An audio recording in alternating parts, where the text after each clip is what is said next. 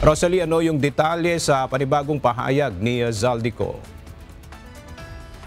Aga panibagong akusasyon ang pinalutang ni Zaldico, nagbitiw na ako Bicol Party List Representative at dating House Appropriations Panel Chairperson. At sa video na ini-upload nito sa kanyang social media page ngayong umaga ay idinadawit na rin ito ang presidential son na si House Majority Leader at Ilocos Norte 1st District Representative Sandro Marcos sa issue ng budget insertions. Ito ay habang patuloy pa rin niyang idinigiit na si Pangulong Ferdinand Marcos Jr. ang napulis sa kanyang isingit ang nasa isang halaga ng mga proyekto sa 2025 national budget. Pakinggan natin ang pahayag ni Zaldico. Hindi lang po ang Pangulo ang may insertion sa budget. Pati po si Congressman Sandro Marcos, meron din pong pinapasok taon-taon. May mga binanggit pa itong halaga ng insertions mula 2023 hanggang 2025. Ang listahan nilathala rin ito sa kanyang social media account.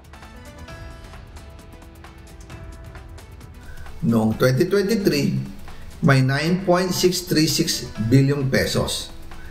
Noong 2024, 20.174 billion pesos. At nitong 2025, 21.127 billion pesos. Lahat-lahat, ang kabuuan ay 50.938 billion pesos. At bawat taon po, sa tuwing dumarating ang BICAM budget process, lagi po may utos si Congressman Sandro na ipasok ang mga proyekto niya. Wala pang pahayag ang opisina ni Congressman Sandro Marcos sa mga aligasyong ito. Samantala, inihayag din ko na sumulat ito o nagbigay ito ng isang confidential letter kay PBBM. Bukod pa rito, direkta pa umano niyang nakausap si PBBM nang makipagpulong sa kanila ni dating House Speaker at Leyte 1st District Representative Martin Romualdez kaugnay ng issue sa budget noong March 2025. Noong February 2025, sumulat po ako ng isang confidential letter kay Pangulong Marcos. Doon ko ipinaliwanag na ginagawa ko lang ang mga utos niya tungkol sa mga insertions na sinasabi niyang hindi na raw niya makilala. Ilalabas ko po ang sulat ko sa Pangulo kasama ng video ito.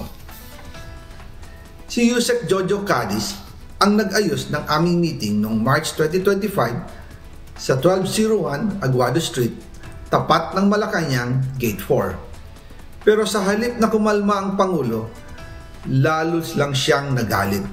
Sa halip na itanggi o linawin niya ang tungkol sa 100 billion insertion, pinagsabihan niya kami ni dating Speaker Romualdez at sa akin mismo, diretsahan niyang sinabi, "Huwag mo akong pigilan sa mga insertions ko.